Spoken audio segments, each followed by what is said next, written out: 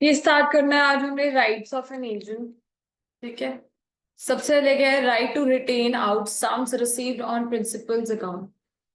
कह रहे हैं कि कोई भी पैसा, बच्चे जब भी एजेंसी का हम बात करते हैं ना, एजेंसी, तो एजेंसी में क्या होता है, अगर एजेंट को सारे पैसे मिलते हैं ऑन द प्रिंसिपल्स बिहाफ, ठीक है, प्रिंसिपल के बिहाफ पे वो किसी और से पैसे या मनी जो कलेक्ट करते हैं, कह रहे हैं वो क्या होता है बच्चे, ग्रॉस अमाउंट होता है, उसको क्या कहते हैं, ग्रॉस अमाउंट। उसमें से बच्चे जो प्रिंसिपल है उसके पास राइट है कि वो अपनी कमीशन या अपनी सैलरी जो है वो रिटेन कर सकता है। ठीक है। This section empowers the agent to retain out of any sums received on account of principal in the business of agency for the following payments. Money due to himself in respect of advances made. अगर उसने कोई भी पैसा business में लगाया है principal के लिए या बिजनेस के लिए लगाया है इसने, एजेंट ने, तो obviously he can recover that amount. ठीक है, from the money that he has received, principal का जो पैसा उसने रिसीव किया है। दूसरा, अगर उसने कोई भी खर्चा बियर करा है बिजनेस को चलाने के लिए, वो सच रेम्यूनरेशन एज में पेएबल, ये वाला जो मैंने केस बताया कि जो उसको कमीशन या रेम्यूनरेशन पेएबल है वो भी वो रिसीव कर सकता है। राइट टू रेम्यूनरेशन, बच्चे ये तो क्या था कि पैसे आए उसमें से अपना हिस्सा वो रख ले, पहला पार्ट ये है। दूसरा है कि बच्चे एजेंट जो है अपनी कमीशन या रेम्यूनरेशन सैलरी मांगेगा, बिल्कुल वही कह रहे हैं। The agent in the normal course of business is entitled to remuneration as per the contract. In the absence of any agreed amount of remuneration, he is entitled for usual remuneration, which is customary in the business. कह रहे हैं अगर कोई amount आपने specify नहीं किया है, ठीक है, if no amount has been specified, आप क्या करोगे, ऐसी सैलरी ऐसी रेम्यूनरेशन दोगे जो कि बाकी सारे एजेंट्स को इस बिजनेस में यूजुअली मिल रही है। ठीक है।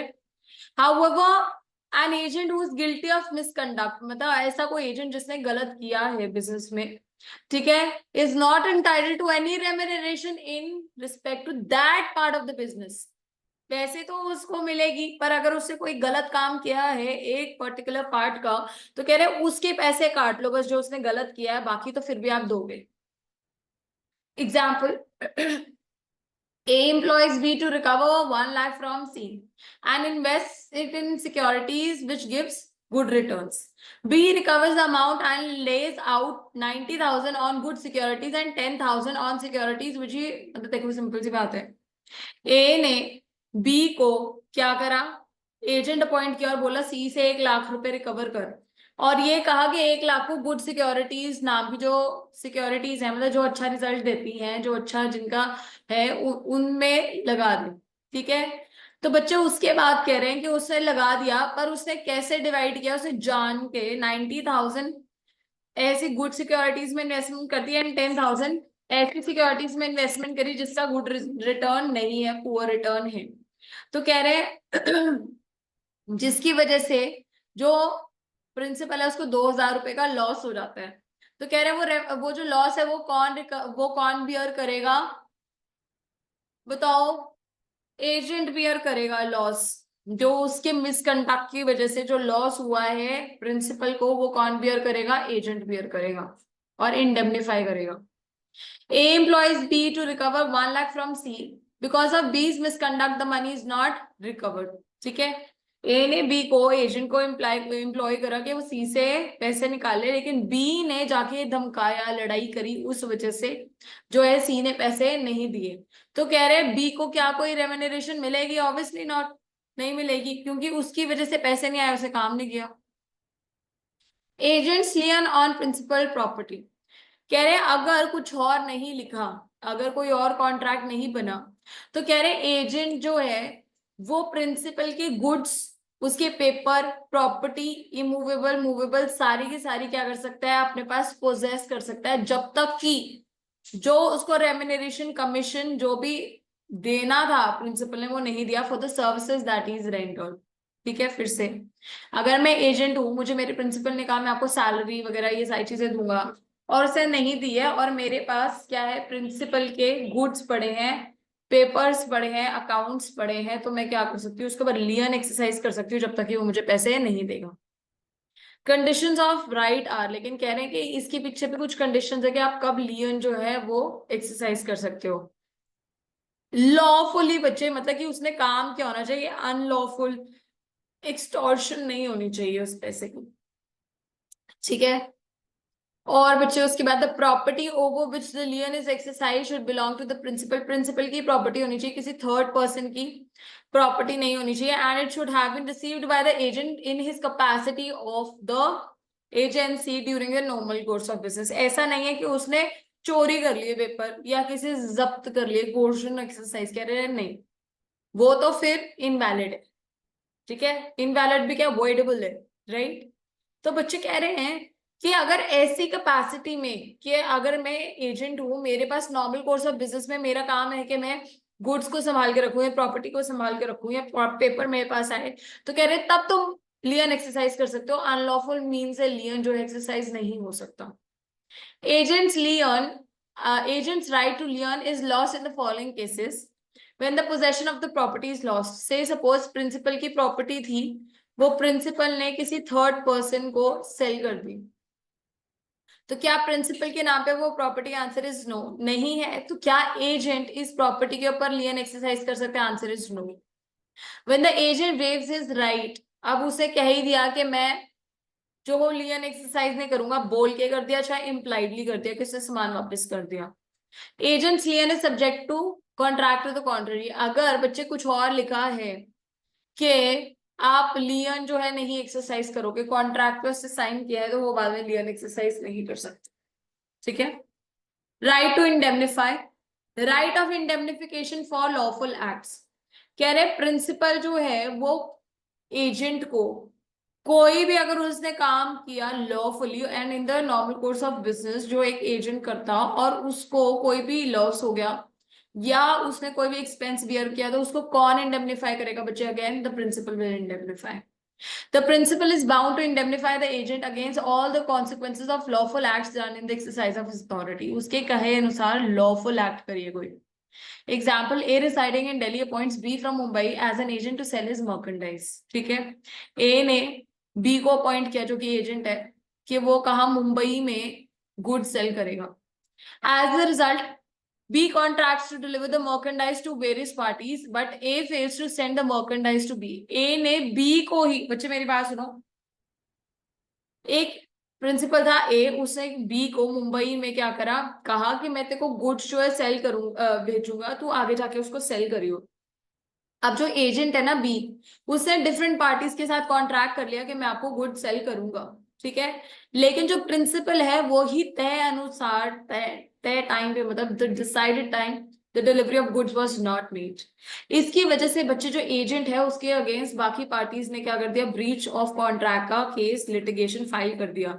तो कौन फेस करेगा बच्चे litigation due to non performance of the contract by B, the principal is going to bear it. Why, because it was his duty to send the goods, ठीक है। उसकी नेग्लिजेंस की वजह से गुड्स जो है वो टाइम से नहीं आ पाए। Right of indemnification against act done in good faith. अब कह रहे हैं अगर कोई भी एजेंट ने काम सही तरीके से किया, ठीक है, एजेंट ने काम कोई भी सही तरीके से किया, ठीक है, और उसकी वजह से भी क्या हुआ, प्रिंसिपल एजेंट को लॉस हो गया, ठीक है, सही तरीके से किया, प्रिंसिपल के कहे अनुसार किया, फिर भी उसको क्या हो गया बच्चे, लॉस हो गया। तो कह रहे हैं who will indemnify the agent again, the principal will indemnify. When the agent acts in good faith on the instructions of the principal, agent is entitled for indemnification for any loss or damage from the principal. P, where P appoints A as his agent, P ने A को agent की तरह appoint किया और उसको कहा कि कुछ गुड्स जो है वो किसी और को सेल कर, जबकि एक्चुअल में वो जो गुड्स हैं वो P के भी नहीं थे, वो किसी और के थे, ठीक है। और उसके बाद क्या हुआ, जो थर्ड पार्टी थी ना जिसके एक्चुअल वो गुड्स थे, उसने क्या किया, एजेंट को सू कर दिया कि तू मेरे गुड्स कैसे सेल कर सकता है। Now who is entitled to indemnify the agent, P is indemnified to, but is entitled to indemnify. However, the agent cannot claim any reimbursement or indemnification for any loss arising out of the acts by him in violation of any penal laws of the country. अगर country में कोई एक particular law बोला गया है, उसका contravention हुआ, ठीक है, उसकी वजह से बच्चे कुछ भी टूट गया, कॉन्ट्रैक्ट परफॉर्म नहीं हुआ, तो प्रिंसिपल जो है वो एजेंट को केस नहीं इंडेमनिफाई नहीं करेगा। Non liability of the employer of agent to do criminal act, ठीक है। राइट्स ऑफ इंडेमनिटी में बच्चे समझ आया ना, पहला राइट ऑफ लॉफुल एक्ट है, अगर लॉफुल एक्ट करी, मॉडिफाइड वे में करी, तो फिर बच्चे क्या, सॉरी ये लॉफुल एक्ट करी, तो उस केस में अगर कोई लॉस लॉस होता है, ठीक है, तो प्रिंसिपल एजेंट को देगा। गुड फेथ में उसने काम किया, इन the scope of his authority काम किया, तब भी प्रिंसिपल जो है एजेंट को इंडेमनिफाई करेगा। लेकिन अगर कोई भी ऐसा काम हुआ है जिसमें पीनल लॉज के अगेंस्ट कुछ काम करा है इन वायलेशन, तो फिर principal is not bound to indemnify. Next is non-liability of the employer of agent to do criminal acts. कह रहे हैं according to section 224 where one person employs another to do an act which is criminal. अब मैंने क्या किया, किसी एक agent को अपॉइंट किया कि वो किसी को जाके किडनैप कर ले या फिर गोली से मार दे, धमकाए, चोरी करे, ठीक है। The employer is not liable to the agent. अब कह रहे हैं उस केस में, इस केस में बच्चे जो एम्प्लॉयर है, क्या वो एजेंट को इंडेमनिफाई करेगा? Obviously not. क्यों? ये अनलॉफुल एक्ट है ना। अनलॉफुल एक्ट में हमने पढ़ा था कि ये कॉन्ट्रैक्ट ही नहीं होता। अगर कॉन्ट्रैक्ट ही नहीं होता तो ये क्या कॉन्ट्रैक्ट ऑफ एजेंसी होगा? Answer is no. तो क्या इंडेमनिफिकेशन बनेगी? नो। समझ आया? Yes ma'am. मैम ये वॉइड अब नीशो हुआ ना? नहीं बच्चे, अनलॉफुल एक्ट कब से वॉइड ऑफ इनिशियो होगी बच्चे? मैम पर अनलॉफुल, ये कोर्जन नहीं होगा ये क्वेश्चन थोड़ी ना है बेटा। अनलॉफुल एक्ट करने के लिए unlawful object, unlawful consideration void है। अच्छा ठीक है, okay. A employs B to beat C, ठीक है। ए ने बी को एम्प्लॉय किया कि जाके सी की मार पिटाई कर, उसको मार दे, ठीक है। अब उसकी वजह से बी ने सी को मारा, और बच्चे फिर बी को जो है सी को डैमेजेस पे करने पड़े, या उसके अगेंस्ट जो है केस हो गया। तो आपको क्या लगता है, बी, ये जो एम्प्लॉयर है, सॉरी जो ए है एम्प्लॉयर है, क्या वो अपने एजेंट को पैसे देगा जो उसने सी को दिए? तो answer is no. Why? Because this was an unlawful act, unlawful contract बना। तो अनलॉफुल कॉन्ट्रैक्ट तो शुरू से क्या होता है बच्चे? It is void. पर आप वॉइड ऑफ इनिशियो नहीं लिखोगे, वॉइड लिखोगे, ठीक है धृति? Yes ma'am. और नेशनल इनकम का मैंने कल मार्क्स मैं लाई हूँ, अभी पेपर में बता दूंगी। सिर्फ आई थिंक धृति का ही अच्छा है पेपर, और एक शायद प्रांजल, धृति, लावण्या, तीन बच्चों के मतलब अच्छे हैं, 19 के आसपास मार्क्स हैं, 19-20। अखिलेशा का भी इस बार इतना अच्छा पेपर था नहीं, अंशिका का भी ठीक ठीक ही है, बहुत कोई खास नहीं है। Be the proprietor of a newspaper publishes at A's request a libel upon C in the paper। क्या हुआ बच्चे? बी जो है वो क्या है, न्यूज़पेपर काम चलाता है, और ए जो है उसने कहा कि गलत छाप इंफॉर्मेशन सी के बारे में, ठीक है। और ए ने क्या किया बेटा? छाप दिया।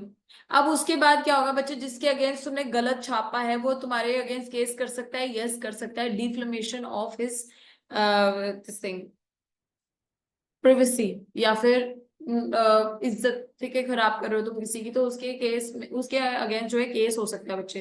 तो कह रहा है अगर कोई डैमेजेस अब न्यूज़पेपर छापने वाले ने अगर करे हैं, तो ए जो है still not liable to indemnify, क्योंकि ये गलत चीज है ना, it is not a good thing. देखो, कोई चीज अगर ऐसी ही करी गई, अब इंसान ही गलत है, ठीक है, इंसान ही गलत है और उसने गलत एक्ट करी तब चलेगा।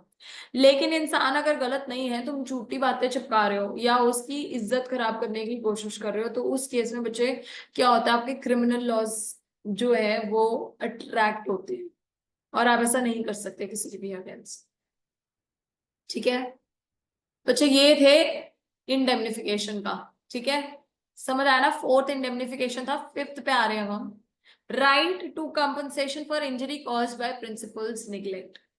कह रहे हैं प्रिंसिपल की गलती की वजह से एजेंट को अगर कोई भी नुकसान हुआ तो क्या होगा? प्रिंसिपल जो है इंडेमनिफाई करेगा किसको? एजेंट को, ठीक है। Section 225 provides that the principal must compensate his agent in respect of any injury caused to the agent due to principal's neglect or want of skills. तो कह रहे thus principal owes to his agent the duty of care. अब important है ना बेटा, अगर मैं किसी agent को appoint करती हूँ तो what is important कि मैं ये हर तरीके से ध्यान रखूं कि जो एजेंट है उसको कोई नुकसान ना हो, कि वो मर ना जाए, हर तरीके से आई विल ट्राई कि वो जो है सेफ्टी स्टैंडर्ड्स जो है वो मेंटेन रहे, राइट। एग्जाम्पल है A employs B a bricklayer in a building of a house and puts up a scaffolding himself. अब क्या हुआ, ए ने बी को एम्प्लॉय किया कि तू जाके ये जो है दीवार लगा, ठीक है, लेकिन जो स्काफ होल्डिंग थी, स्काफ होल्डिंग देख लेते हैं क्या होती है, मुझे खुद ही नहीं इतना पता कि होता क्या है, एक सेकंड।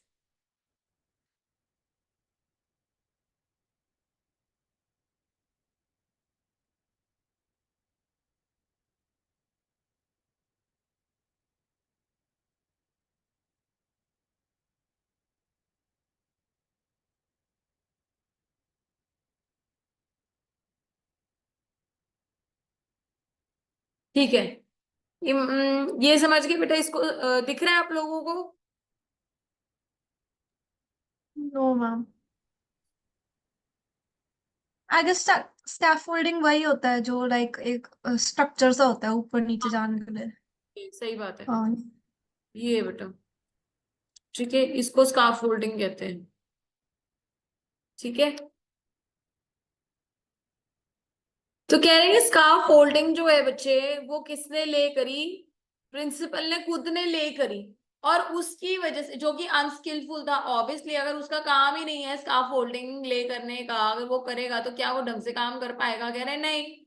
तो कह रहे हैं उस केस में बच्चे, जो अपना ये है एजेंट है उसको चोट लग गई, तो कौन रिस्पॉन्सिबल है, principal will now be responsible, right.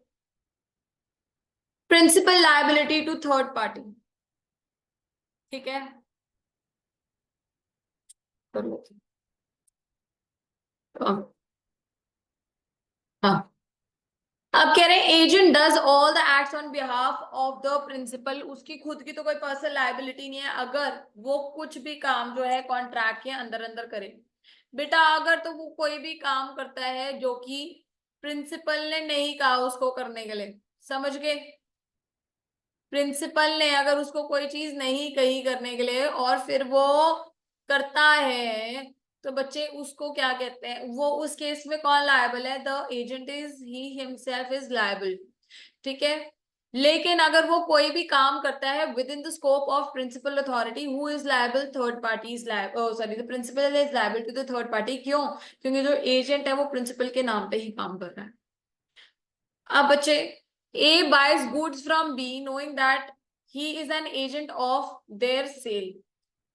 A कह रहे हैं A ने B से गुड्स बाय करे और उसको पता था कि जो B है ये किसी का एजेंट है, ठीक है। अब जो B's प्रिंसिपल है उसको he is liable for whatever claim the third party asks him, right। क्योंकि जो थर्ड पार्टी वो इसने ही गुड्स खरीदे हैं क्योंकि उसको पता था कि इसका प्रिंसिपल कौन है, ठीक है, ठीक है। Yes, ma'am. A being B's agent with authority to receive money on his behalf। A जो है वो एजेंट है किसका, B का, और उसके पास अथॉरिटी है वो किसी C से पैसे जो है उसने रिसीव कर लिए, ठीक है। Any sum due to B, C is discharged of his obligation to pay the sum in question to B। अगर कह रहे हैं C ने A को पैसे दे दिए तो क्या फिर से C liable है to B for the payment of money? Answer is no, while he will now be discharged of his debt ना। C, अगर C ने एजेंट को पैसे दिए तो एजेंट को पैसा मीन्स प्रिंसिपल को पैसा, ठीक है। Yes. Yes, ma'am. Yes ma'am. Principles liability when agent exceeds authority. बच्चे अगर एजेंट ने कोई भी ऐसा काम कर दिया जो प्रिंसिपल ने उसको ऑथराइज नहीं किया था, नहीं कहा था काम करने के लिए, और उसने फिर भी कर दिया, तो do you think principal will be liable? Answer is no. then in that case the agent will he himself be liable, right? When an agent does more than he is authorized to do so, and when the part of what is done is within his authority, and when the part of what he does which is within his authority, अच्छा कह रहे दो acts करी उसने, एक outside और एक within, ठीक है, विदिन द अथॉरिटी, तो बच्चे जो प्रिंसिपल है वो इसके लिए तो इंडेमनिफाई करेगा, पर क्या इसके लिए करेगा? आंसर इज नो, ठीक है। So much as what he is done within his authority and is binding. अगर वो सेवरेबल हो सकता है, अगर वो सेवरेबल नहीं है बेटा, एक ही जितना है, तो सारा का सारा आउटसाइड, वो प्रिंसिपल जो है वो उसको इंडेमनिफाई नहीं करेगा अपने एजेंट को for any act which is done outside the scope of his authority. A, being an owner of the ship and cargo, authorizes B to procure an insurance for 4 lakh on the ship. B procures a policy of 4 lakh in the ship and for another like a sum for the cargo. अब क्या हुआ? Ship और cargo के लिए इकट्ठे उसने कहा था 4 लाख की पॉलिसी लेनी है अपने एजेंट को। अब जो एजेंट है उसने क्या करा? सिर्फ शिप की 4 लाख की ले ली और कार्गो की भी 4 लाख की ले ली। तो कह रहे ए जो है प्रिंसिपल है वो कितने पे प्रीमियम पे करेगा? एक वैल्यू पे ना, सिर्फ एक वैल्यू पे, शिप की वैल्यू पे। अलग से कार्गो 8 लाख के ऊपर नहीं प्रीमियम पे करेगा। कितना करेगा? सिर्फ 4 लाख पे, क्योंकि प्रिंसिपल ने कहा कितना था कि 4 लाख की इंश्योरेंस पॉलिसी ले ले। Principal not bound when excess of agent's authority is not severable, ठीक है। अब कह रहे हैं जहां पे सेपरेट नहीं कर सकते, मैंने बता ही दिया उस केस में क्या प्रिंसिपल जो है लायबल है? Answer is no. A authorizes B to buy 500 sheep from him, ठीक है, sheep sorry from him. B buys 500 sheep and 200 lambs. अब उसने क्या ज्यादा काम कर दिया? उसने क्या, B ने उसको क्या कहा था, सॉरी A ने B को क्या कहा था? सिर्फ 500 शीप लिया। वो 500 शीप के साथ 200 लैम्ब मतलब उनके बच्चे भी ले आया शीप के, जिसमें 6 लाख लगे। तो A जो है अपनी मर्जी से पूरा का पूरा कॉन्ट्रैक्ट कैंसिल कर सकता है। वो देखो, वो भी कर सकता है रैटिफाई, वो उसकी मर्जी है, ठीक है, पर ही इज नॉट बाउंड, ठीक है। A authorizes B to draw bill of exchange to the extent of 200 each. B draws a bill in name of A for 1000 each. Obviously क्या वो एक्सेप्ट करेगा? नहीं। Liability of the principal inducing belief that the agent's unauthorized acts were authorized. कह रहे अब ऐसा case जहां पे प्रिंसिपल खुद ही कहते, मैम एक बार 44th एग्जांपल एक्सप्लेन करना। बच्चे क्या हुआ? ए ने बी को कहा कि बिल ऑफ एक्सचेंज जो है, से सपोज इतने बताए नहीं कि कितने बनाने, मैं ऐसे एग्जांपल ले रही हूँ कि ए ने बी को कहा कि तू 5 बिल ऑफ एक्सचेंज ड्रॉ कर दे जो कि 200 रुपए का एक आएगा, ठीक है। अब उसने क्या किया? हाँ, उसने क्या किया? बी ए के नाम पे, मतलब ए ही तो प्रिंसिपल है ना, उसके नाम पे बिल ऑफ एक्सचेंज कटेगा या बनेगा। उसने एक ही बिल ऑफ एक्सचेंज 1000 रुपए के 5 बना दिए। तो आपको लगता है क्या ए उसको रेटिफाई करेगा? कह रहे नहीं, वो is not liable for that liability, ठीक है। Yes ma'am. बच्चे अब इसी की कह रहे हैं एक्सेप्शन क्या है, जहां पे प्रिंसिपल ऐसा बोल दे कि जो भी एजेंट ने किया वो मैंने ऑथराइज किया हुआ था, जबकि पहले वो ऑथराइज नहीं था। दैट मीन्स रैटिफाई कर रहा है। अगर वो रैटिफाई कर रहा है तो वो क्या लायबल है? Answer is yes. फिर से बोल रहा हूँ, एक्सेप्शन किसकी बच्चे? इसकी एक्सेप्शन है कि जहां पे भी उसने कुछ बाहर किया, अनऑथराइज किया, तो प्रिंसिपल लायबल नहीं है। कह रहे प्रिंसिपल अनऑथराइज के लिए, अनऑथराइज एक्ट के लिए लायबल है जब वो कोई ऐसी एक्ट जो कि अनऑथराइज थी उसको कह दे कि मैंने ऑथराइज किया हुआ, मैंने हाँ करी हुई है, तब तो क्या प्रिंसिपल लायबल है? Answer is yes, principal liable है। फिर when an agent has without authority done act which incurs obligation to the third party on behalf of the principal is bound by such act or obligation if he has by his words or conduct induced such third other party to believe that such acts or obligations were within the scope of agent's authority.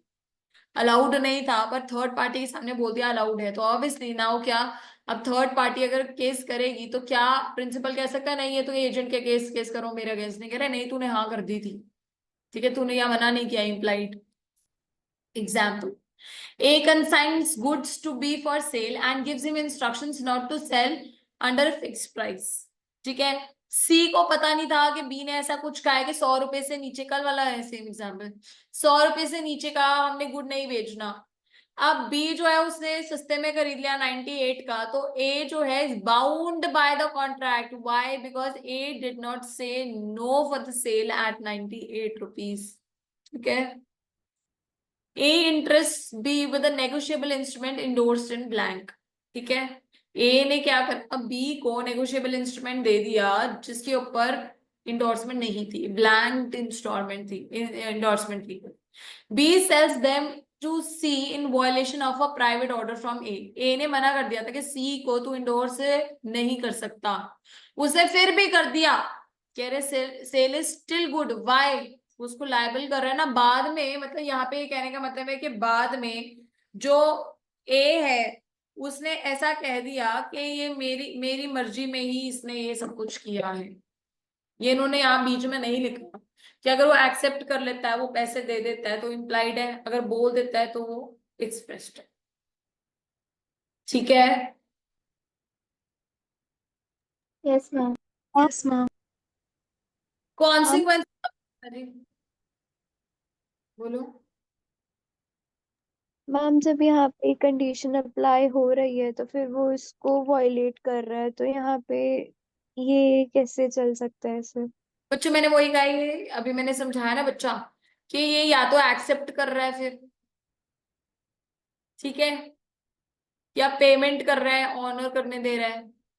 ठीक है, ये तो implied हो गया, या कह रहा है यस कोई दिक्कत नहीं है मैंने ही करा है, ये अलाउ किया है, ये इसको खुद कर रहा है ना बच्चा। हमने हेडिंग यही पढ़ी है, इन्होंने पूरा पूरा एग्जाम्पल नहीं लिखा, बट आपको अब समझ आ रहा है बेटा। ठीक है, ओके मैम। अगर नहीं किया बच्चे फिर ऐसे अपने आप से ज्यूम नहीं कर सकते। Consequences of notice given to the agent. अब कह रहे हैं any notice given to the agent और information obtained by the agent provided it is given or obtained in the course of business transacted by him for the principal shall as between the principal and third party have same legal obligations as if it was given or obtained by the principal। कह रहे हैं कोई भी knowledge, agent को आपने कोई information दी काम से रिलेटेड, या एजेंट ने आपको कोई इंफॉर्मेशन दी अपने क्लाइंट को बिजनेस में, तो उसका इक्विवेलेंट इंपॉर्टेंस है कि आपने प्रिंसिपल को इंफॉर्मेशन दी या प्रिंसिपल ने आपको इंफॉर्मेशन दी। वही सेम बात है कि knowledge to one joint promisor या इंफॉर्मेशन या नॉलेज टू वन पार्टनर, मतलब सबको दी है, वो वाली बात है। तो कह रहे एजेंट को अगर आपने कोई नोटिस सर्व किया कि तुम्हारे अगेंस्ट जो है ये केस आया है, तो मतलब अगर एजेंट ने रिसीव कर लिया ना तो प्रिंसिपल ने रिसीव कर लिया है। ठीक है, yes ma'am. A is yes employed, ma'am. A is employed by B to buy goods from C। ठीक है, और C जो है वो एपरेंट ओनर है, मतलब वो है ओनर है, and buys them accordingly. In the course of the treaty for sale, A learns that the goods really belong to B। ठीक है, फिर से A ने क्या किया बच्चे, B को एम्प्लॉय किया कि तू C से गुड्स परचेज कर। सी जो है ऐसा लगता था कि ओनर है, पर वो एक्चुअल गुड्स किसके थे बच्चे, डी के थे। पर बी को, एजेंट को पता नहीं था कि ये गुड्स किसके हैं, डी के हैं। B is entitled to set off a debt owing to him from C against the price of the goods. अब ये क्या सोचा था इसने, बी ने ये सोचा था कि ये जो सी से हमने पैसे जो गुड्स बेचे हैं ना, वो क्या था, कोई सी को हमने पैसे देने थे उसके बदले हमने गुड्स बेच दिए। Thus, the knowledge of the agent is treated as a knowledge to the principal। कह रहे हैं ऐसा माना जाता है कि अगर नॉलेज किसको है, एजेंट को है, तो प्रिंसिपल को भी उसकी प्रॉपर नॉलेज है। अब डी के बारे में और कुछ नहीं बोला तो हमारे को उसकी टेंशन लेने की जरूरत नहीं है। Principles liability for agents fraud misrepresentation और टॉर्ट्स। कह रहे हैं मिसरिप्रेजेंटेशन, फ्रॉड, अगर तो नॉर्मल कोर्स, अगर तो कोर्स ऑफ बिजनेस में किया फॉर देयर प्रिंसिपल्स, मतलब प्रिंसिपल के लिए फ्रॉड किया, मिस रिप्रेजेंटेशन की, तो बच्चे ऐसा माना जाएगा कि ये जो एजेंट है एक second, have the same effect on the agreements made by such agents if the misrepresentation is committed by the principal। Principal के कहने पे या प्रिंसिपल के लिए मिसरिप्रेजेंटेशन किया, फ्रॉड करी एजेंट ने, तो बच्चे ये तो इसी का ही छाया है ना, इसी की तो शैडो है, तो इसका अंदर किसने किया है? प्रिंसिपल ने किया फ्रॉड। ठीक है, बट अगर ऐसा भी कुछ प्रिंसिपल की अथॉरिटी के बाहर हुआ है तो क्या प्रिंसिपल लायबल है? Answer is no. Who is liable? Agent is liable. ठीक है, A being B's agent for the sale of goods induces C to buy them from buy for misrepresentation which is not authorized by me, B. The contract is voidable as between B and C at the option of C। ठीक है, फिर से A जो है बच्चे, उसने wilfully induce कर दिया C को, और बच्चे जो कि ऑथराइज नहीं किया था प्रिंसिपल ने, तो कह रहे कॉन्ट्रैक्ट जो है वो वॉइडेबल है। Yes, it is voidable on the part of the aggrieved party. ठीक है, अगर यहाँ पे क्वेश्चन पूछा जाए तो हु इज लायबल, तो agent is liable. Why? Because this was not authorised. A, the captain of B ship signs bill of lading without having received on board the goods mentioned therein। The bill of lading are void as between B and the pretended consignor। अब कह रहे A ने B के शिप, the captain of B ship, हाँ B की ship थी बेटा, ए जो है वो कैप्टन है, उसने क्या करा? कोई बिल ऑफ लेडिंग को साइन कर दिया। बिल ऑफ लेडिंग समझते हो ना, जहाँ पे गुड्स जो है उसको हम दे रहे हैं, जो कि वो वाले गुड्स जो है वो मेंशन नहीं थे स्लिप में, तो कह रहे हैं उस केस में क्या बी बोल सकता है कि तेरी गलती है, तूने मिस रिप्रेजेंट की है, तेरी वजह से फ्रॉड हुआ, ऐसा माना जाएगा, ये तूने गलती करी, तो कौन लायबल? एजेंट, तो captain of the ship is liable. ठीक है बेटा? Yes ma'am. ठीक है बच्चा।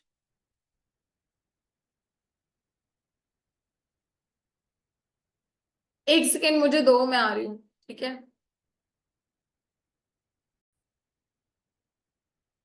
Personal liability of agent to third party. बच्चे मुझे एक बात बताओ, वैसे तो कह रहे हैं कि जो एजेंट है ना ही पर्सनली कोई कॉन्ट्रैक्ट कर सकता है, ना ही उसको कोई पर्सनली लायबल कर सकता है अनटिल अनलेस उसने कोई भी ऐसा काम किया which is outside the scope of his authority. ठीक है, तो कह रहे agent can not personally enforce nor be bound by contracts on behalf of the principal. Principal ने अगर कोई कॉन्ट्रैक्ट किया या एजेंट ने प्रिंसिपल के बिहाफ पे कोई कॉन्ट्रैक्ट किया, उस सब के लिए बच्चे कह रहे हैं कि जो एजेंट है वो पर्सनली लायबल नहीं हो सकता। लेकिन बच्चे अगर कोई कॉन्ट्रैक्ट ऐसा बना हुआ है जहां पे बोला है कि एजेंट तू ही लायबल होगा, जो भी तूने गुड्स बेचे या करे वो तेरी सिरदर्दी मेरी नहीं, या फिर उसे ऐसा भी कोई कॉन्ट्रैक्ट किया जो कि प्रिंसिपल ने उसको मना किया था करने के लिए। ठीक है, तो कह रहे हैं उस केस में जो एजेंट है वो पर्सनली लायबल नहीं है। लेकिन कह रहे हैं ये फॉलोइंग केसेस है जिसमें जो एजेंट है वो पर्सनली लायबल है। कौन सा है? जहां पे भी कह रहे हैं कोई भी ऐसा उसने काम किया जहां पर बच्चे जो हमारा प्रिंसिपल है वो अब्रॉड रहता है।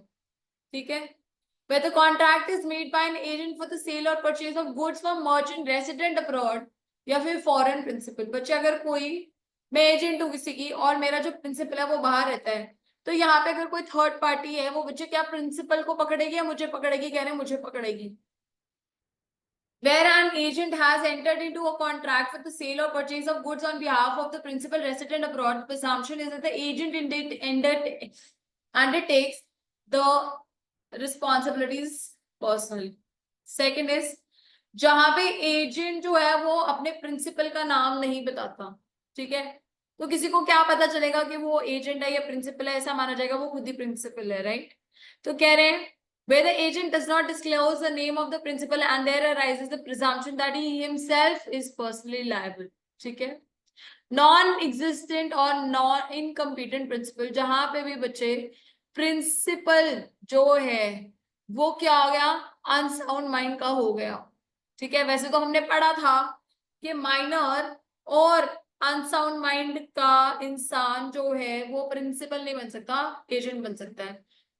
लेकिन कह रहे हैं कि बाद में पता चला कि जो प्रिंसिपल था वो तो माइनर था या वो अनसाउंड माइंड का था, तो दोनों केसेस में क्या उसके अगेंस्ट केस हो सकता है प्रिंसिपल? के answer is no. Then who will be liable? The agent will be liable. यहाँ थोड़ा उल्टा है, ध्यान से, ठीक है।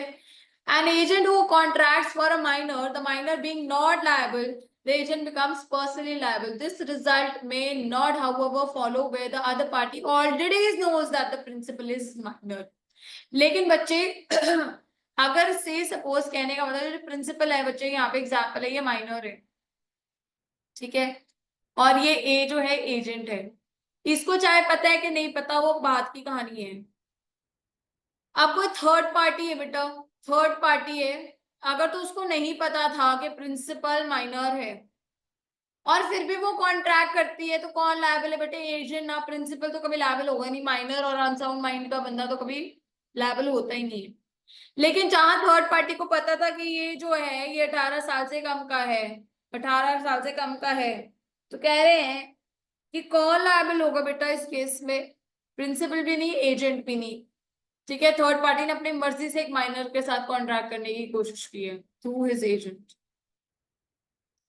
Pretended agent, if the agent pretends but not an actual agent and the principal does not rectify the act but disowns it, the pretended agent will be himself liable. ये नहीं कह रहे एजेंट बाय स्टोपल, नहीं कह रहे, कह रहे हैं किसी बंदे ने जो कि एक्चुअल एजेंट नहीं है, ठीक है, उसने ऐसे दिखाया कि मैं इस कंपनी के लिए काम करता हूँ, मैं इस कंपनी का या इस प्रिंसिपल का एजेंट हूँ, कह रहे उन सब केसेस में अगर जो एक्चुअल प्रिंसिपल था, जो ओनर था, उसने रेक्टिफाई नहीं किया, रेटिफाई नहीं किया एक्ट, बल्कि उसको डिसओन कर दिया, कहते हैं मैं क्यों लूं इस चीज का हेडेक, तो कह रहे हैं उस केस में कौन लायबल है बेटे?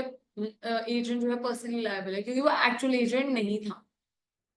When the agent exceeds his authority, तो कॉमन है, अगर जहां पे भी हमने एजेंट ने अपनी अथॉरिटी एक्सीड की तो he is personally liable. Rights of the third party बेटा, the right of a party to a contract made by undisclosed agent. If the agent makes a contract with a person who neither knows nor has the reason to suspect that he is an agent, his principal may require the performance of the contract with the other contracting party as against the principal, the same right as he would have against the agent if the agent had been the principal. कह रहे हैं कि अगर तुमने ये नहीं बताया कि तुम क्या हो, एजेंट हो किसी थर्ड पार्टी को, और जो एजेंट है वो कॉन्ट्रैक्ट करता है किसी इंसान के साथ जिसको ये शक नहीं होता कि तुम एजेंट हो, ना ही उसको पता है कि तुम एजेंट हो, तो उस पार्टी के लिए तो बच्चे क्या तुम एजेंट हो? कह रहे नहीं, तुम क्या हो? प्रिंसिपल हो, ठीक है। So if the principal discloses himself before the contract is completed, the other contracting, देखो अगर बाद में क्या हुआ, एग्जाम्पल लेते हैं फिर बेटा, एक ए एजेंट है, इसने किसी थर्ड पार्टी डी के साथ कॉन्ट्रैक्ट किया और डी को ये नहीं पता था कि ये एजेंट है, ना ही उसको शक हुआ कभी भी कि ये एजेंट है या इसका कोई और प्रिंसिपल है, ठीक है। तो बच्चे कौन लायबल है? एजेंट लायबल है to the third party for the fulfilment of his obligation. बाद में जो प्रिंसिपल है अगर वो भी आ जाता है और कहता है कि मैं प्रिंसिपल हूं, ये तो मेरा एजेंट है, तो कह रहे हैं अगर ये पार्टी ने तो कॉन्ट्रैक्ट इसलिए किया था कि ए जो है वो प्रिंसिपल है, इस वजह से कॉन्ट्रैक्ट किया, बाद में उसको पता लगा कि नहीं जी ये तो एजेंट है, ये प्रिंसिपल नहीं है, तो कह रहे जो थर्ड पार्टी है वो क्या कर सकती है? कैंसिल कर सकती है अपना कॉन्ट्रैक्ट, ठीक है। Example, SS bought himself a cricket ticket of IPL at the Wankhede जो कि ये स्टेडियम थ्रू एबी, ठीक है। एस एस ने क्या किया बच्चे? टिकट खरीदी एबी से, ये सोच के पर्सनल ग्राउंड्स पे कि भाई ये जो है इशू एस एस जो है, देखो ए ने जो इसको टिकट दी ये सोच के कि एस एस आके मैच देखेगा। एग्जाम्पल समझ लो, आपने कोई इवेंट ऑर्गेनाइज किया है, आपने किसी को टिकट इसलिए दी क्योंकि वो आपका फ्रेंड है, नहीं तो आप किसी और को बेच सकते थे। अब क्या हुआ बेटा, ये जो एस एस है इसने किसी और को, इसने क्या करा बच्चे, एक सेकेंड, हाँ, या उल्टा कह रही हूँ, एक सेकेंड सो दोबारा से समझेंगे। बच्चे एस एस ने क्या करा, एक टिकट खरीदी, ठीक है, किसके थ्रू, ए बी के थ्रू, हाँ अपने फ्रेंड के थ्रू। अब कह रहे हैं कि अगर स्टेडियम होता ना, स्टेडियम से अगर ये टिकट लेता तो स्टेडियम इसको डायरेक्टली ना देता, क्योंकि इसकी कोई प्रॉब्लम थी स्टेडियम वालों के साथ, ठीक है। तो कह रहे हैं वैसे तो क्योंकि इसको बेची किसने, ए बी ने, तब तो इसको मना नहीं कर पाए, लेकिन अगर खुद देते हैं तो कभी भी इसको टिकट नहीं बेचते, ठीक है। Yes ma'am. हाँ जी, धृति क्या बोल रहे हो बेटा? कुछ नहीं मैम। ठीक है। उसके बाद नेक्स्ट है performance of contract with the agent suppose to be the principal. कह रहे हैं ऐसे एजेंट के साथ कॉन्ट्रैक्ट किया हमने जो कि प्रिंसिपल ही था माना जाता है, ठीक है। कह रहे जब एजेंट ये नहीं बताता कि वो एक एजेंट की तरह काम कर रहा है एक प्रिंसिपल के लिए, ठीक है, तो उस केस में कह रहे rights and obligation of the agent जो है वो डायरेक्ट हो जाती है towards the third party. Now who is directly liable to the third party बेटा, एजेंट। ऊपर वाले केस में था that he did not disclose, ना ही दूसरी पार्टी को, सॉरी, ऊपर वाले केस में था कि किसी को शक नहीं हुआ कि वो एजेंट है या वो एजेंट की तरह काम कर रहे हैं, और बाद में प्रिंसिपल आ जाता है तो वो रिवोक कर सकते हैं। ये ऊपर वाला पॉइंट ये था। अब यहाँ पे कह रहे कि एजेंट जान के डिस्क्लोज नहीं करता कि वो एजेंट है, तो कह रहे उस केस में कौन लायबल है, फिर एजेंट ही लायबल है बेटा। ए हु ओज 50,000 रुपीज टू बी, ए ने बी को 50,000 देने थे, sells 1 lakh rupees worth of rice to B. A जो है फिर क्या कर लेता है बच्चे, बी को 1 लाख रुपए के राइस दे देता है, ठीक है। A acting as an agent of C, C जो है वो एक्चुअल में प्रिंसिपल था ए का, ठीक है। had but B had no knowledge for reasonable grounds of suspicion that A is actually the agent and not the principal। तो कह रहे हैं इस केस में सी जो है वो बी को कंपेल नहीं कर सकता कि वो राइस दे after allowing him to set off as debt. फिर से बोल रहे हैं, फिर से बोल रहे हैं, समझेंगे।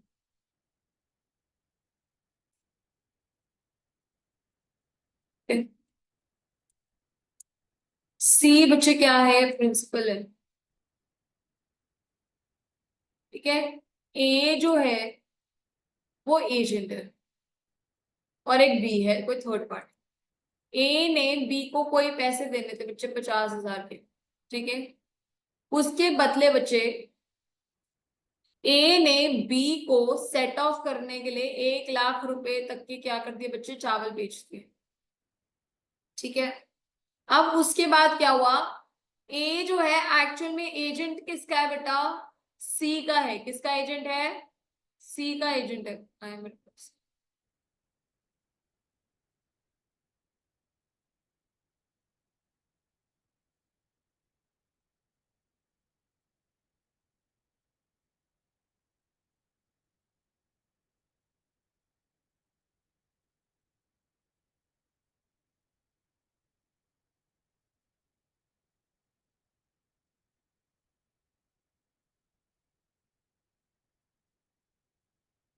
एक्चुअल में बच्चे वो किसका एजेंट है, वो सी का एजेंट है, ठीक है। सी प्रिंसिपल है। अब कह रहे हैं बी को तो पता नहीं है कि सी एक्चुअल का प्रिंसिपल है, तो कह रहे हैं सी जो है वो बी को फोर्स नहीं कर सकता है कि वो चावल खरीद ले, ठीक है। और चावल खरीद ले किससे बेटा, ए से, और उसका डेट जो है वो सेट ऑफ कर दे। मतलब कह रहे हैं कि क्योंकि बी को थर्ड पार्टी को नहीं पता था कि ये एजेंट और एक्चुअल का प्रिंसिपल नहीं है, तो कह रहे हैं ऐसा जबरदस्ती नहीं किया जा सकता किसके साथ, बी के साथ, कि वो चावल खरीदे, इसको पैसे दे, समझ गए। और बच्चे टू टेक राइस विदाउट, और उसको ये कह के 50,000 रुपए जो इसने देने थे ना तेरे को वो कैंसिल कर रहा हूं, तू पूरे 1 लाख दे मुझे। ए और बी अपना खुद दूसरे को जाने, समझ लो, फिर से समझा रही हूँ मैं। ए और बी, ए ने जो है बी को बच्चे राइस पैसे देने थे 50,000, ए ने जो कि एजेंट है सी का उसने क्या किया, 1 लाख के चावल बेच दिए। ठीक है, बी ने ये सोचा और ये अग्रीमेंट था ए और बी के बीच में कि 50,000 रुपए जो ए ने देने थे उसके बदले 1 लाख रुपए के चावल आ गए। ठीक है, अब क्या हुआ, सी जो है प्रिंसिपल, वो बाद में ये नहीं कह सकता बी को कि भाई ये जो एजेंट है मेरा, तू इसके जो पैसे इसे को 50,000 देने थे वो कैंसिल करके 50,000 ना दे मेरे को, तू मेरे को पूरे 1 लाख दे, मैं तेरे 50,000 रुपए नहीं काटूंगा। कह रहे ऐसा जबरदस्ती नहीं कर सकता प्रिंस। ठीक है, ठीक है, ma'am. Yes ma'am. Third party की राइट बात कर रहे हैं ना हम यहाँ पे, इससे बच्चे option to third party sue the agent और द प्रिंसिपल। कह रहे right of the person dealing with the agent personally liable.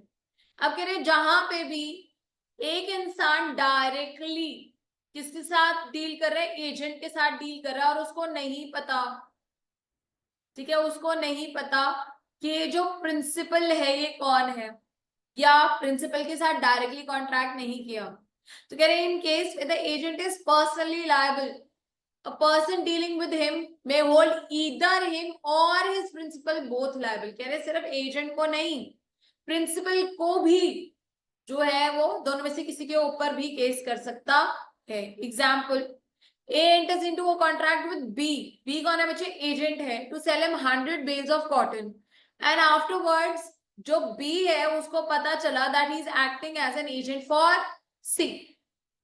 A may sue either B or C or both for the price of cotton, दोनों में से किसी को भी वो सू कर सकता है। Consequences for inducing agent or principal to act on belief that principal or agent will be held exclusively liable।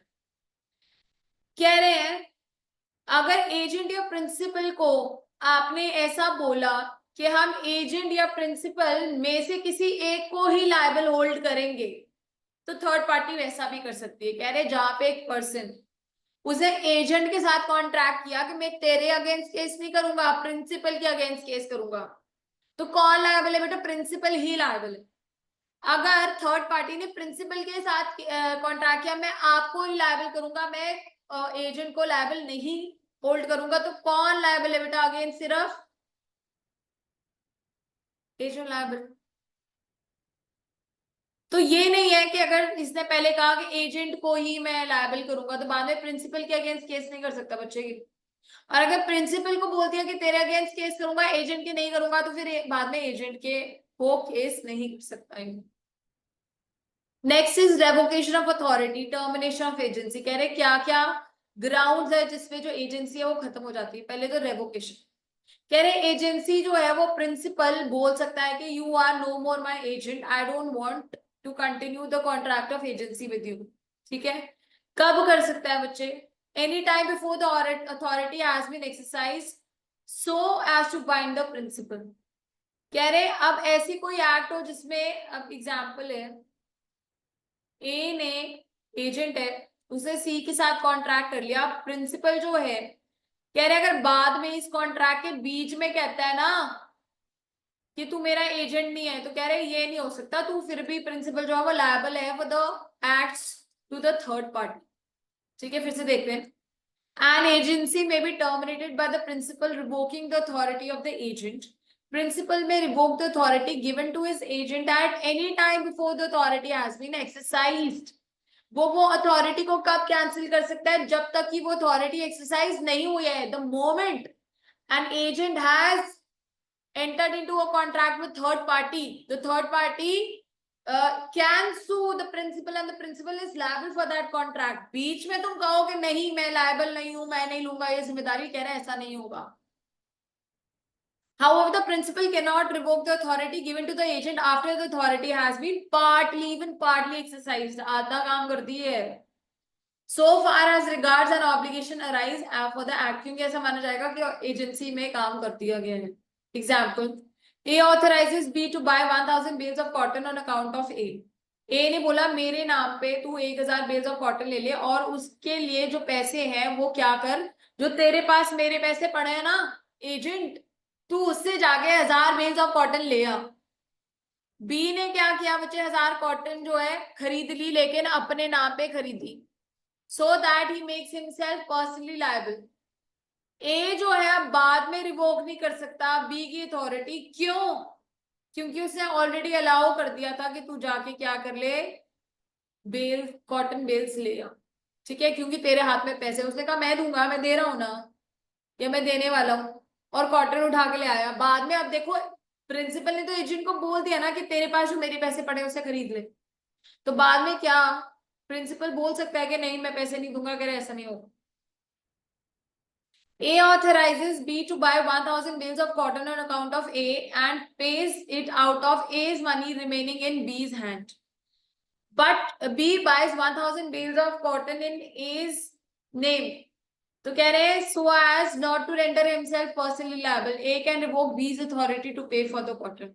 तो कह रहे हैं लेकिन यहाँ पर क्योंकि उसने नाम पे, किसके नाम पे लिया बेटा, A के नाम पे ही लिए। A कौन है बच्चा, प्रिंसिपल है, प्रिंसिपल के नाम पे अगर आपने लिया है कॉन्ट्रैक्ट, तो बाद में प्रिंसिपल बोल सकता है ना कि यार मेरे नाम पे ही है तो तू निकल, छोड़, तू जा यहाँ से, एजेंट नहीं है तू मेरा। अरे ठीक है, ठीक है ना। Compensation for revocation by principal. If there is premature revocation of agency without sufficient cause, obviously principal must compensate the agent for the revocation.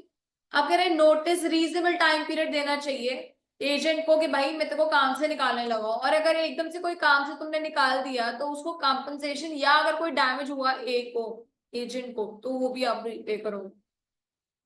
Revocation and रिनिकेशन में बी एक्सप्रेस और इम्प्लाइड। आप कह रहे हैं जो तुमने रिनाउंस किया है ना, उसको निकाला है, वो जो है या तो एक्सप्रेस हो सकता है या फिर इम्प्लाइड हो सकता है। एक्सप्रेस कैसे होगा, कॉन्ट्रैक्ट या फिर ओरल रिटन स्पोकन वर्ड्स, और इम्प्लाइड कैसे होगा, by the conduct of the parties. ठीक है, उससे बस किसी और एजेंट को रख लिया। ठीक है बच्चा, मैम इनके सेक्शन याद करने हैं ये वाले, नहीं अभी इम्पोर्टेंट है क्या? नहीं बेटा। Okay ma'am. A imparts B to let A's house, ठीक है, A ने B को कहा कि तू मेरा घर जो है वो किराए पे दे सकता है, ठीक है बेटा। Afterward A let's it out himself, उसके बाद A ने खुद ही अपना घर जो है किराए पे दे दिया, तो ऑब्वियसली B की एजेंसी रिवोक होगी ना, हाँ, क्योंकि काम किसने कर दिया, प्रिंसिपल ने खुद कर दिया। रेनिकेशन बाय द एजेंट, बच्चे कह रहे हैं अब एजेंट जो है वो कह रहे हैं मैंने तेरे लिए काम नहीं करना, तो कह रहे हैं in the first phase agencies for a fix period the agent would have compensate the principal for the premature renunciation. अगर टाइम पीरियड जो था बेटा, अब आपको बोला गया कि आप इतने टाइम तक, तो लॉक इन पीरियड है, जॉब आपको 3 साल तक करनी पड़ेगी। अगर आप 3 साल से पहले छोड़ते हो तो बच्चा ऑब्वियसली आपको क्या करना पड़ेगा, कंपनसेशन पे करना पड़ेगा प्रिंसिपल को। फिर अगर कॉज बढ़िया नहीं है, अगर तो देखो तुम मर गए हो, तुम्हारे हाथ पैर टूट गए, कुछ भी प्रॉब्लम आ गई, फिर तुम कॉन्ट्रैक्ट नहीं कर पा रहे एजेंसी का, तो अलग बात है। Secondly, reasonable care sorry, reasonable notice is necessary. Length of notice may be determined by same principles as apply for this thing. मतलब आपको प्रॉपर बताना पड़ेगा, अगर उस बंदे को प्रॉपर टाइम नहीं दिया तो obviously you will have to pay the compensation and the damages caused to the principal in case of the revocation on your behalf. Completion of business. Can agencies automatically and by operation of law terminated when the business comes to an end? अब जो business अगर वही खत्म हो जाएगा तो obviously agency भी खत्म हो जाएगी, या फिर अब एजेंट को तुमने अपॉइंट ही सिर्फ एक पर्टिकुलर पर्पस के लिए किया और वो पर्पस कंप्लीट हो गया तभी एजेंसी खत्म हो जाएगी। डेथ और इंसैनिटी, बच्चे अगर प्रिंसिपल या एजेंट या मर गए या पागल हो गए, ठीक है, तो वैसे ही क्या कह रहे हैं कि जो कॉन्ट्रैक्ट ऑफ एजेंसी वो वैसे ही खत्म हो जाए। Act done by the agent before the death would be binding on whom, बेटा प्रिंसिपल, प्रिंसिपल के ऊपर अगर एजेंट ने कोई भी काम किया अपने मरने से पहले प्रिंसिपल के नाम पे, तो वो तो हमें पता ही है कौन लायबल है, प्रिंसिपल लायबल है। प्रिंसिपल्स इंसॉल्वेंसी, बच्चे जैसे ही एजेंट जैसे ही प्रिंसिपल या तो इंसॉल्वेंट हो गया, एजुडिकेटेड इंसॉल्वेंट है, किसके अगेंस्ट प्रोसीडिंग्स चल रही हैं, तो कह रहे हैं उन दोनों केसेस में एजेंसी का बिजनेस ही खत्म हो जाता है, क्योंकि इंसॉल्वेंट इंसान बिजनेस करने लायक ही नहीं है, कॉन्ट्रैक्ट कर ही नहीं सकता, is incapable of contracting and agency is again a contract, therefore agency also comes to an end on the expiration of time period. वही बात है, अगर हमें टाइम पीरियड का था 2 साल 5 साल, वो हो गया तो फिर एजेंसी भी खत्म। When is the agency irrevocable? अब कह रहे हैं कि कब जो है एजेंसी खत्म नहीं की जा सकती, रिवोक नहीं की जा सकती। When the agent is personally interested in the subject matter, जहां पे भी जो एजेंट है वो पर्सनली इंटरेस्टेड है, सब्जेक्ट मैटर में उसका खुद का इंटरेस्ट है, तो कह रहे हो उस केस में जो एजेंसी है बच्चे वो इरिवोकेबल हो जाती है। सेक्शन क्या है 202। Where the agent has himself interest in the property of the subject matter, the agency cannot, in the absence of express contract, be terminated for the prejudice of the interest। मतलब अब मेरा interest है एक particular property में, क्योंकि अगर तुमने agency खत्म की तो मेरा नुकसान होगा, मैं कौन हूं, एजेंट हूं, और तुम्हारे और मेरे बीच में ऐसा कोई कॉन्ट्रैक्ट नहीं हुआ था, एक्सप्रेस कॉन्ट्रैक्ट नहीं था कि तुम एजेंसी को रिवोक कर सकते हो। तो कह रहे तुम कॉन्ट्रैक्ट को रिवोक नहीं कर सकते क्योंकि उसमें एजेंट का नुकसान है। एग्जाम्पल देखेंगे तो ज्यादा समझ आएगा। ए ने बी को कहा कि तू मेरा लैंड बेच सकता है, तो बी कौन है, एजेंट है, ठीक है, और कहा कि वो जो लैंड बेच के जो पैसे आएंगे ना उसमें से कमीशन तू रखेगा, ठीक है। अब वो पैसे कुछ उसमें से कह रहे ए जो है उसने क्या करा था बच्चे, पैसे देने थे बी को, बी ने पैसे देने, सॉरी ए ने पैसे देने थे बी को, फिर से बोल रही हूँ मेरी फोन ने तंग किया होगा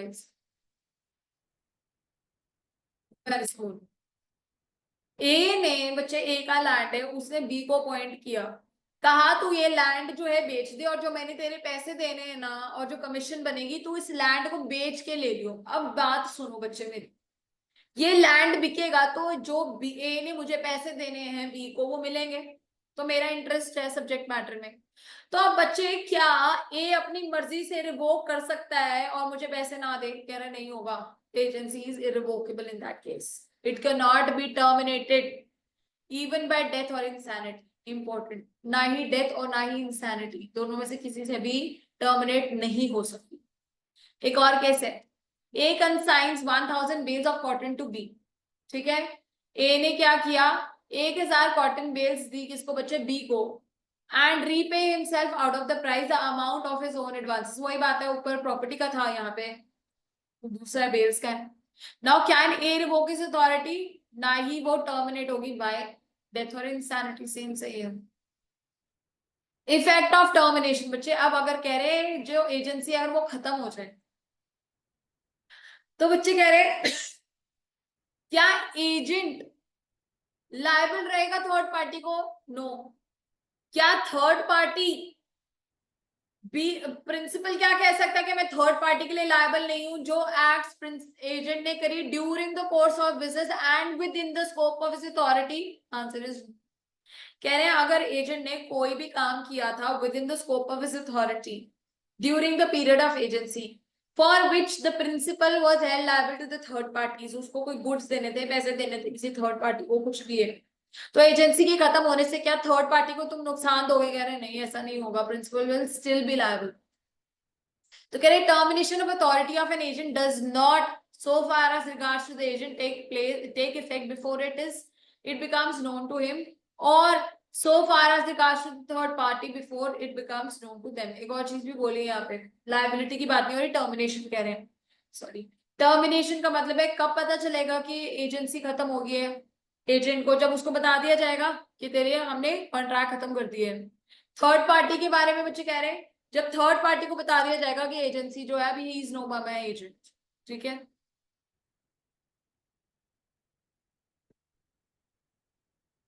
आज एग्जाम्पल देखेंगे, A directs B to sell goods to him for A directs B to sell goods for him and agrees to give B 5% commission on the price of goods fetched. Afterwards, by letter, revokes B's authority. B, after the letter is sent, but before he receives it, sells the goods for 1 lakh. The sale is binding on A and B is entitled to 5,000 commission. वो इसमें लिखा नहीं, पर मैंने आपको ये चीज समझा दी थी ना कि अगर बेटा क्या हुआ कि एजेंसी वाले टाइम पे काम अगर एजेंट ने किया और बाद में तुमने रिवोक कर दी, तो जो प्रिंसिपल है he will still be liable for the acts that he has done. Yes, he will still be liable for the acts that the agent has done within the scope of his authority during the agency का time period. A at Chennai by letter directs B to sell for him some cotton lying in his warehouse in Mumbai. And afterwards by letter revokes his authority to sell and directs B to send the cotton to Chennai. अब क्या हुआ?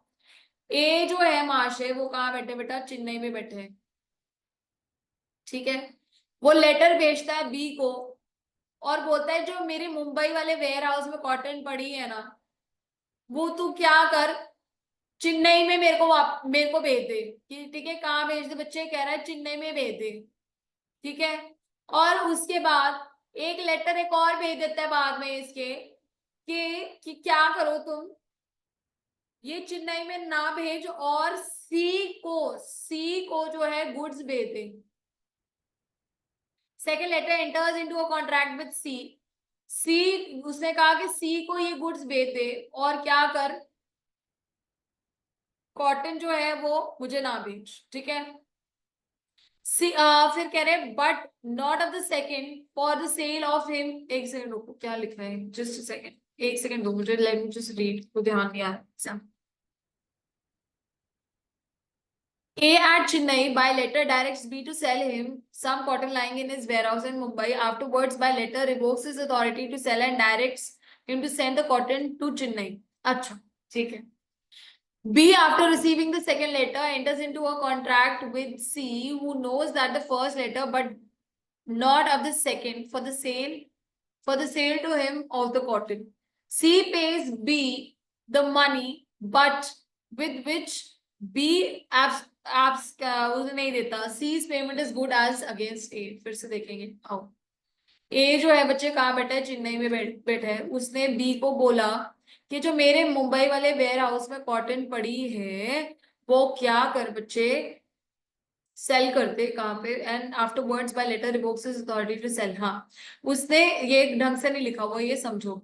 इसने क्या करा बेटे, B ने कहा, ए ने बी को कहा कि तू सी को जो है कॉटन भेज दे। अब सी ने क्या किया बच्चे, मीन वाइल ना कुछ पेमेंट कर दी है कॉटन के लिए। उसके बाद सी को ये तो पता था कि प्रिंसिपल ने एजेंट को बोल रखा है कि मुझे कॉटन बेचनी है, तो ऑब्वियसली उसने पैसे दे दिए, ठीक है। अब क्या हुआ, बी मीन ए जो है उसे एक और लेटर भेज दिया और बोल दिया कि सी को गुड्स मत भेज और मुझे चेन्नई में कॉटन बेच दे। कह रहे और सी को इस बारे में नहीं पता था कि इसने रिवोक कर दिया, टर्मिनेट कर दिया है यहाँ पे कॉन्ट्रैक्ट। तो कह रहे फिर क्या होगा बेटा, ये ऑलरेडी कॉन्ट्रैक्ट हो चुका है और जब पेमेंट सी ने करी है ना इस ट्रांजैक्शन के लिए फॉर द कॉटन, ये स्टैंड बुक एक बार रीड कर लेना, अगर फिर भी डाउट हो तो read. A directs B his agent to pay certain sum of money to C. A ने B को कहा, जो कि उसका एजेंट है, कि C को पैसे दे दे।